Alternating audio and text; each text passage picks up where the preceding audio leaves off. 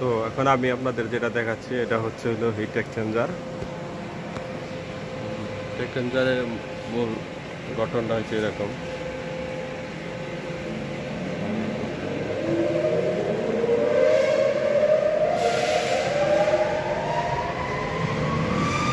তো এখানে যেটা হচ্ছে সেটা আপনাদের দেখাচ্ছি, এটা হচ্ছে দুইটা পার্ট। দেখেন দুইটা পার্ট।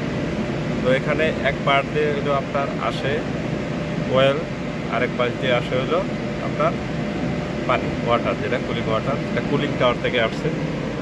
তো এখানে এখানে বাল্ব করা আছে, আপনার দেখাচ্ছি। সেটা হচ্ছে যে এখানে যেটা আপনি এটা যেটা দেখতেছেন, এটা এটা হচ্ছে হলো আপনার এখানে আপনার যেটা তেল আসে, এটা হলো এটাতে তেল আসে, এটাতে তেল আসতেছে, এসব হচ্ছে বাল্ব লাগানো আছে, ট্যাঙ্কির থেকে তেল আসে। এখানে যেটা দেখতে এটা হলুদ, এটা হলুদ লাগানো আছে, এটা হলো আমাদের কুলিং টাওয়ারের লাইন। আর ওখান থেকে যেটা দিয়ে ঠান্ডা আসে, অলরেডি যেটা দিয়ে ঠান্ডা চলে আসে, এটা হচ্ছে হলো আমাদের কুলিং ওয়াটার। মানে একটা দিয়ে হিট যায়, একটা দিয়ে আসে। এখানে 4টা বাল্ব, 1 2 3 4টা বাল্ব।